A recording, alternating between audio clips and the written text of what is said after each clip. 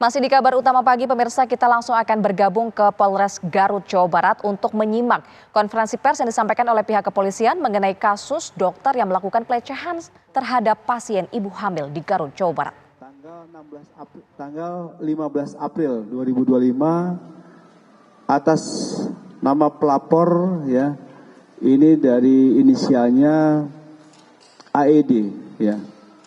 Dan TKP dari kejahatan kekerasan seksual ini di Jalan Mayor Samsu, Kecamatan Tarogong Kidul, Kabupaten Garut khususnya, dan tepatnya di dalam kamar kos si tersangka.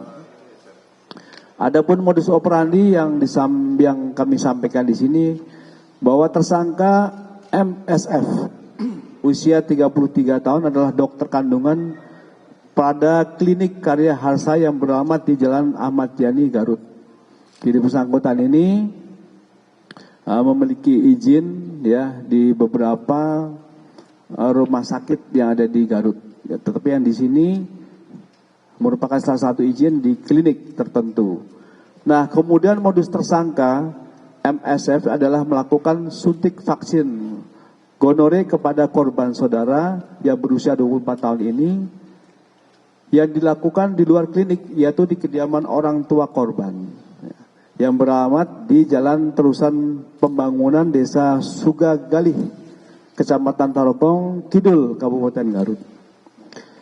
Kemudian selesai korban melaksanakan pemeriksaan, kemudian akan pergi kembali ke rumahnya karena pada saat datang itu yang bersangkutan ke rumah korban itu menggunakan ojek online. Ya. Kemudian tersangka ini akan pulang dan meminta untuk diantarkan ke kos-kosan si tersangka ini. Ya. Kemudian sesampainya di kos-kosan, korban hendak membayar jasa suntik vaksin gonore secara tunai, tetapi tersangka menolak dan alasan malu ada yang melihat dan minta membayar di dalam kamar kos. Nah, ketika di dalam kamar kos ini tersangka secara paksa meraba-raba bagian tertentu dan bagian tertentu lainnya dalam baju sehingga kuat melakukan perlawanan. Ya, ada penolakan dari si korban. Nanti secara detail akan disampaikan oleh Bapak Kapolres. Di sini tersangka jelas di keterangan kami bahwa berinisial MSF ya. Pekerjaan dokter kandungan dengan alamat Kecamatan Regol, Kota Bandung. Ini sesuai dengan KTP. Kemudian untuk korban ini berusia 24 tahun, pekerjaan wira swasta, alamat Kabupaten Garut. Di sini dari tim Polres Garut, Reserse, atas arahan dari Bapak Kapolres Garut telah memeriksa kurang lebih 10 saksi, ya, 10 saksi yang sudah dilakukan pemeriksaan. Ini yang pertama adalah saudara korban sendiri, kemudian orang tua, ibu dari korban, ya, kemudian ini saudaranya dari korban, ya, kemudian bidan, kemudian ada dokter yang lain, bidan satu lagi, dokter yang lainnya, dan juga seorang ahli psikologi. Kemudian barang bukti yang bisa kami sampaikan di sini, rekan-rekan sekalian, bisa ditunjukkan oleh Pak Kapolres, ya. Ini ada bukti dari baju korban yang saat itu dipakai, ya, dan juga ada memory card, dan isi daripada memory card dan flash ini adalah rekaman korban dengan pelaku pada saat kejadian. Kemudian untuk undang-undang dan pasal, rekan-rekan sekalian, untuk undang-undang pasal ini kami tetapkan yaitu pasal 6 huruf B dan atau C, jo pasal 15 ayat 1 dan huruf B Undang-Undang RI tahun 2012. Ulangi, Undang-Undang RI nomor 12 tahun 2022 tentang tindak pidana kekerasan seksual, dan pasal 308 Undang-Undang RI nomor 17 tahun 2023 tentang kesehatan. Ini pasal yang kita kenakan kepada tersangka.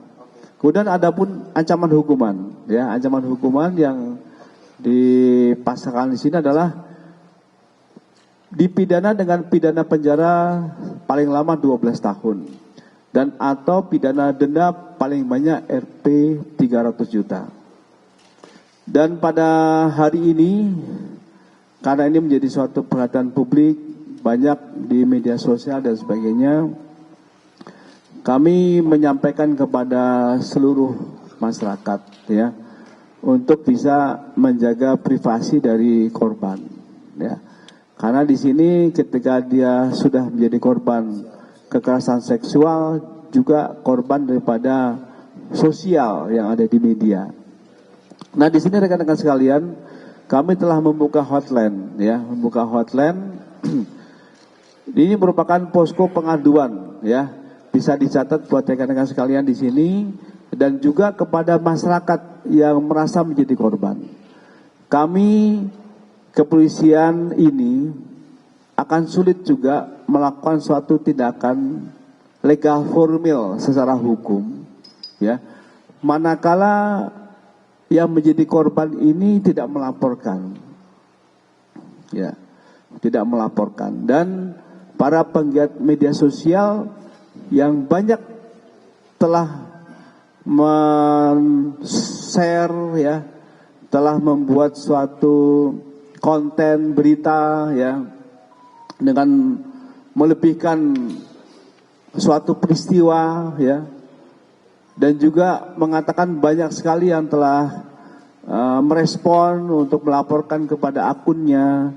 Ini juga telah kami profiling, ya, dan telah kita lakukan komunikasi dengan di DM langsung lah dengan cyber kami, ya, dan utamanya dari unit PPA kita dan juga Polda. Tetapi sampai saat ini yang telah konfirmasi kepada, ya, YouTuber, ya, maupun pemilik akun channel yang memblasting tentang ini belum ada timbal balik kepada kita, ya. Nah, ini tentu saja para netizen ini juga harus bijak bermedia sosial, ya, tetapi kita juga mendukung. Kita harus ada rasa empati dan simpati kepada korban. Nah, untuk itu di samping dari berbagai multi platform, ya, yang ada di dunia maya, silakan itu menjadi rujukan untuk bisa melaporkan juga kepada kami di hotline kami ini di nomor 08111, ya, satunya 3 kali, kemudian 34040440. Ini nomornya cukup menarik, ya. Jadi saya ulangi lagi nih, 08113404040. Ini Kapolres Garut memilihnya bagus sekali nih, ya, nomor cantik, tapi diperuntukkan untuk pelayanan kepada masyarakat. Demikian dari saya, Kabid Humas, dan selanjutnya kami persilakan kepada Kapolres yang lebih detail untuk menyampaikan uraian singkat kejadian. Terima kasih. Waktu dan tempat kami persilakan. Baik, Assalamualaikum warahmatullahi wabarakatuh. Terima kasih, mohon izin kami menyampaikan kronologis kejadian yang terjadi. Yang dilaporkan ada laporan polisi yang tadi disebutkan oleh Bapak Kabid Humas Polda Jawa Barat. Jadi peristiwa ini dimulai pada saat korban konsultasi kemudian mendatangi sebuah klinik di Kabupaten Garut karena permasalahan kesehatan. Pada kunjungan pertama yang bersangkutan dilakukan pemeriksaan kesehatan di klinik tersebut. Kemudian berselang beberapa hari, pelaku dalam hal ini dokter yang dikunjungi menawarkan untuk kunjungan praktek di tempat kediaman korban. Dalam hari ini pada kasus ini yaitu di rumah orang tua korban.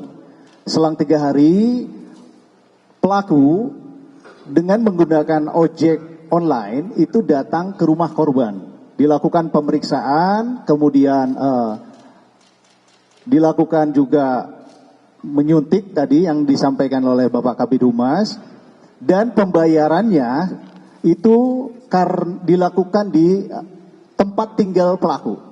Karena tadi pelaku datang menggunakan kendaraan ojek online, pelaku menyampaikan bahwa minta diantarkan pulang kepada korban. Akhirnya dengan kendaraan roda 2 korban, karena rumah korban dari rumah orang tua pelaku ini satu arah, pelaku minta diantarkan ke tempat kos-kosannya. Sampai dengan di rumah kos-kosan, di rumah pelaku, korban kemudian membayar biaya kesehatan tadi sekitar 6 juta. Namun pelaku menyampaikan jangan di depan rumah karena nanti dilihat orang. Kemudian pelaku menawarkan untuk pembayaran itu dilakukan di dalam rumah. Ketika terjadi di dalam rumah, pelaku mengunci pintu, kemudian melakukan mendekati korban, mencium leher dan sebagainya. Di sini korban berusaha menolak, kemudian korban juga menyampaikan, mengancam akan melaporkan malam ini juga. Pelaku tetap melakukan perbuatannya sampai akhirnya si korban berusaha melawan dan menendang. Akhirnya pelaku keluar dan pergi. Sampai dengan hari ini memang laporan polisi yang kami terima itu baru 1. Seperti yang disampaikan oleh Bapak Kabid Humas Polda Jawa Barat, banyak korban diindikasikan, namun yang membuat laporan secara tertulis baru 1. Ada 1 lagi korban, namun yang bersangkutan masih belum bersedia untuk dibuatkan laporan polisi. Jadi masih berupa pemeriksaan saksi. Mungkin itu saja yang dapat saya sampaikan. Selanjutnya secara teknis juga nanti dari ID Kabupaten Garut nanti akan menyampaikan. Untuk waktu kami persilakan.